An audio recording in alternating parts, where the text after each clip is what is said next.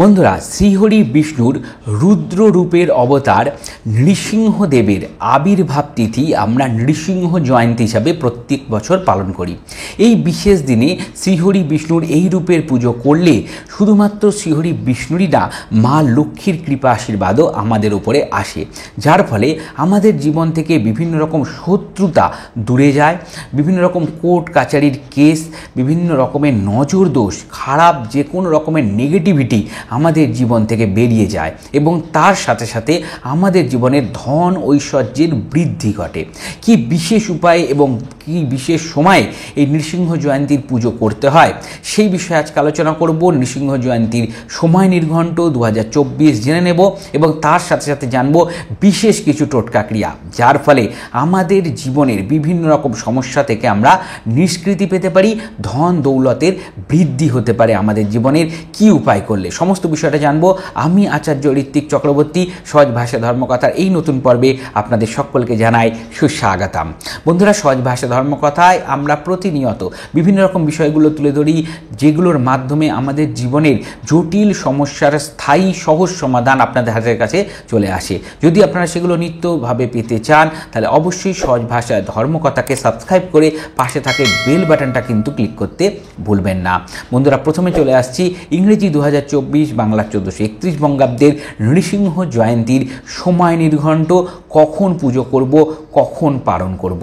বন্ধুরা, এই বছর অর্থাৎ 1431 বঙ্গাব্দ ইংরেজি 2024 সালে নৃসিংহ জয়ন্তী অর্থাৎ নৃসিংহ চতুর্দশী তিথিটি শুরু হচ্ছে 7ই জ্যৈষ্ঠ 1431 বঙ্গাব্দ ইংরেজির 21শে মে 2024 মঙ্গলবার দিন 4:52 থেকে চতুর্দশী তিথিটি শুরু হবে। কিন্তু পুজো হবে সায়ন অর্থাৎ গোধূলি বেলাতে। তাহলে পুজোর সময়টা থাকবে আমাদের প্রদোষে, 21শে মে 2024 মঙ্গলবার দিন প্রদোষে অর্থাৎ সন্ধেবেলা 6:11 থেকে রাত্রি 7:47 মধ্যে। এই সময়ের মধ্যেই আমরা শ্রী শ্রী নৃসিংহ চতুর্দশী ব্রত, আবির্ভাব পুজো এবং প্রহ্লাদ বিষ্ণুর বিশেষ পুজো আমরা করব। এই ব্রতের পারণ হবে 22শে মে 2024 বুধবার দিন সকাল 9:21 মধ্যে। বন্ধুরা, এটা গেল ব্রতের পারণ এবং ব্রতের সময় নির্ঘণ্ট। এইবার বন্ধুরা আসছি এই পুজোর বিশেষ নিয়মে। বন্ধুরা, এই পুজো যখন আপনারা করবেন অবশ্যই নৃসিংহদেবের মূর্তি, বিগ্রহ বা ফটোতে আপনারা পুজো করবেন। তার জন্য আপনারা একটা আসন পেতে একটু চাল রেখে তার উপরে আপনারা নৃসিংহদেবের ফটো রাখবেন।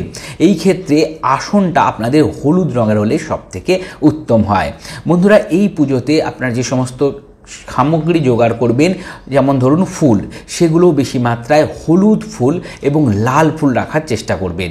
বন্ধুরা, এই পুজোতে যখন আপনারা প্রসাদ দেবেন সেই প্রসাদে কিছু ঠান্ডা জাতীয় দ্রব্য, ঠান্ডা ফল, ঠান্ডা মিষ্টান্ন ইত্যাদিগুলো দেওয়ার চেষ্টা করবেন এবং তার সাথে সাথে অবশ্যই হলুদ রঙের কিছু মিষ্টান্ন অবশ্যই দেবেন। যে মিষ্টিগুলো হলুদ রঙের, যে ফলগুলো হলুদ রঙের, সেগুলোর ব্যবহার বেশি করবেন।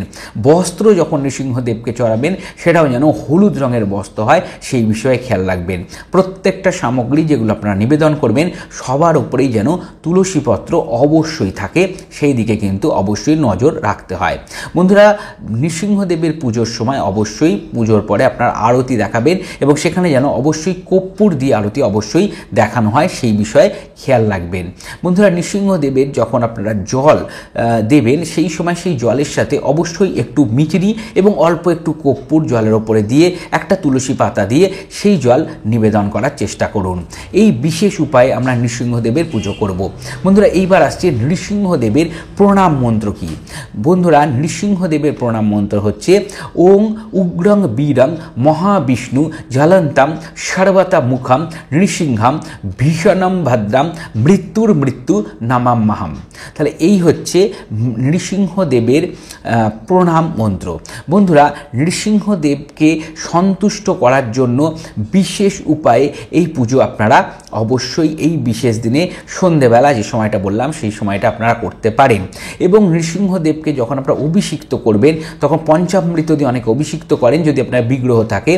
পঞ্চামৃত দিয়ে অভিষিক্ত করার পরে একটু ঠান্ডা জল দিয়ে, গঙ্গা জল শীতল, সেই জল দিয়ে অবশ্যই নৃসিংহদেবকে অভিষিক্ত করতে হয়। যারা ফটোতে করবেন তারা পঞ্চামৃত একটু ছেটাবেন এবং তারপরে জল দিয়ে ভালো করে ফটোটা পরিষ্কার করে মুছে নেবেন। বন্ধুরা, এই ক্ষেত্রে একটা বিষয় অবশ্যই আপনাদের খেয়াল রাখতে হবে যে নৃসিংহদেব যেহেতু উগ্র রূপের অবতার, নৃসিংহদেবের অভিষিক্ত করার পরে অবশ্যই চন্দন লেপন করতে হয়, চন্দন অবশ্যই কপালে দিতে হয়, সাদা চন্দন অবশ্যই আপনাদের পুজোতে প্রয়োগ করবেন, ব্যবহার করবেন। সাদা চন্দনের তিলক দেবেন, সাদা চন্দন তুলসী পাতার সাথে মিশ্রিত করে আপনারা অবশ্যই এই নৃসিংহদেবের চরণে অবশ্যই নিবেদন করবেন। বন্ধুরা, এইবার আসছি বিশেষ টোটকা ক্রিয়া। বন্ধুরা, নৃসিংহদেবের পুজোর মাধ্যমে আমাদের জীবনের শত্রুতাকে আমরা দূর করতে পারি, বিভিন্ন রকম শত্রুদেরকে আমরা পরাজিত করতে পারি নৃসিংহদেবের আশীর্বাদের মাধ্যমে। কোর্ট কাছারির কেস যদি হয় সেইগুলো থেকেও মুক্তি মেলে নৃসিংহদেবের বিশেষ পুজোয়। কিভাবে করতে হয় সেই পুজো? বন্ধুরা, এই কেসে আপনাদের যেটা করতে হবে, নৃসিংহদেবের পুজোর সময় 4 মুখী ঘিয়ের প্রদীপ আপনাদের জ্বালাতে হবে। যে প্রদীপটার 4টে মুখ আছে, অর্থাৎ 4টে দিকেই জ্বলছে, সেই রকম প্রদীপ আপনাদের নিতে হবে এবং এটা দশকর্মা থেকে আপনারা পাবেন। ঘি দিয়ে সাদা সলতে দিয়ে সেই প্রদীপ আপনাদের জ্বালিয়ে নিতে হবে এবং তারপরে আমি যে মন্ত্রটা বলছি সেই মন্ত্রটা আপনারা নৃসিংহদেবের সামনে বসে বলবেন। তার আগে একটা লাল রঙের লাল কার্ড নৃসিংহদেবের চরণের কাছে রেখে দিয়ে এই মন্ত্রটা জপ করবেন। মন্ত্রটা হচ্ছে ওং নৃসিংহায় শত্রুভুজ বল বিদীর্ণায় স্বাহা। ওং নৃসিংহায় শত্রুভুজ বল বিদীর্ণায় স্বাহা। 108 বার বা 108 × 3, 3 মালা। এইভাবে আপনারা 108 মানে একটা মালা, এইভাবে একটা মালা, 3টে মালা বা 11টা মালা, আপনাদের যতটা সময় আছে সেই অনুযায়ী আপনারা করবেন। তবে যত বেশি করা সম্ভব অবশ্যই সেটা ভালো। জপ হয়ে যাওয়ার পরে লাল সুতোটা নিয়ে আপনাদের বাড়ির পরিবারের কাউকে বলবেন আপনাদের ডান হাতে এই সুতোটা বেঁধে দিতে। এর ফলে আপনাদের শত্রুতা থেকে, নজর দোষ থেকে, কোর্ট কাছারির কেস থেকে বা কোনো রকম নেগেটিভিটি থেকে আপনারা যদি আক্রান্ত থাকেন, সমস্যার মধ্যে থাকেন, সেখান থেকে আপনাদের মুক্তি মিলে যাবে এবং আপনাদের আবার একটা সুন্দরভাবে আপনারা জীবনটাকে এগিয়ে নিয়ে যেতে সক্ষম হবেন। বন্ধু, এরপরে আসছি শুধুমাত্র কোর্ট কাছারি কেস এইরকম শত্রুতাই না, ধন দৌলত প্রাপ্তিও হতে পারে নৃসিংহদেবের বিশেষ পুজোয়। মা লক্ষ্মী এবং নৃসিংহদেবের কৃপা আশীর্বাদ পেতে গেলে এই বিশেষ দিন আপনাদের 3টে ঘিয়ের প্রদীপ, একমুখী 3টে ঘিয়ের প্রদীপ আপনাদের নৃসিংহদেবের সামনে জ্বালাতে হবে সাদা সলতে দিয়ে। বন্ধুরা, এরপরে আপনাদের যতটা বয়স, দেখা গেল আপনার বয়স 25 বছর, তাহলে 25টা লাল ফুল জোগাড় করতে হবে। যদি আপনার বয়স 30 বা 40 বছর হয় তাহলে আপনাদের 40টা বা 30টা লাল ফুল আপনাদের জোগাড় করতে হবে। অর্থাৎ আপনাদের বয়স যত সংখ্যা সেই সংখ্যার লাল ফুল জোগাড় করে নৃসিংহদেবের চরণে আপনারা সমর্পণ করবেন, দেবেন এবং তারপরে নৃসিংহদেবের প্রণাম মন্ত্র যেটা আমি আগে বলেছি সেই মন্ত্র পাঠ করবেন এবং সর্বশেষে আপনারা হাত জোর করে নৃসিংহ লক্ষ্মী স্তোত্র, যেটা আমাদের সহজ ভাষা ধর্মকথার ফেসবুক পেজে আপলোড করা থাকবে, সেটা আপনারা পাঠ করবেন। লক্ষ্মী নৃসিংহ স্তোত্র, এই স্তোত্রটা পাঠ করলে আপনাদের অর্থনৈতিক সমৃদ্ধি অচিরেই লাভ হবে। বন্ধুরা, এরপর থেকে আপনার প্রতিদিন সকালবেলা করেও এই স্তোত্র পাঠ করতে পারেন পুজোর সময়।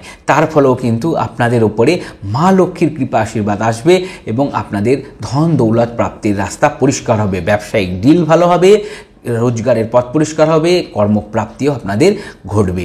বন্ধুরা, এই বিশেষ দিনে যখন আপনারা পুজো করবেন একটা হলুদ রঙের কাপড়ের ওপরে কিছুটা নাগ কেশর রেখে দিন। নাগ কেশর আপনারা দশকর্মা দোকানে বা অনলাইন শপিংয়ের মাধ্যমেও কিনে নিতে পারেন। কিছুটা নাগ কেশর রেখে দিন এবং এই পুজো অর্চনা হয়ে যাওয়ার পরে সেই হলুদ কাপড়ে মুড়ে নাগ কেশর আপনারা আপনাদের দেরাজে বা যেখানে টাকা পয়সা রাখেন সেখানে রেখে দিন। এর ফলে কিন্তু আপনাদের অর্থ প্রাপ্তির রাস্তা পরিষ্কার হবে। নৃসিংহ জয়ন্তীর দিন শ্রীহরি বিষ্ণুর যে কোনো রূপকেই, যদি আপনাদের বাড়িতে নৃসিংহদেবের ফটো থাকে তো খুব ভালো, নাহলে নৃসিংহদেবের যে কোনো রূপকেই দই আপনারা দিতে পারেন। অর্থাৎ শ্রীহরি বিষ্ণুর বাড়িতে যদি আপনার শ্রীকৃষ্ণের ফটো থাকে, গোপাল থাকে, তাকে টক দই দিন, বা আপনাদের বাড়িতে যদি নৃসিংহদেবেরই পুজো হয় অবশ্যই দই নিবেদন করবেন। বিশেষ করে টক দইয়ের কথা বলছি। এই নিবেদন করলেও আপনাদের লক্ষ্মীপ্রাপ্তি, আইনি জটিলতা থেকে বেরিয়ে আসা ইত্যাদি বিভিন্ন রকমের সমস্যার থেকে আপনারা বেরিয়ে আসতে পারেন। নৃসিংহদেবকে যখন আপনারা আপনারা পুজো করবেন তখন ময়ূরের পালক অবশ্যই দেবেন। ময়ূরের পালক দিলে কালো সর্পদোষের মতন যে খারাপ দোষ তার থেকে অচিরেই মুক্তি মেলে।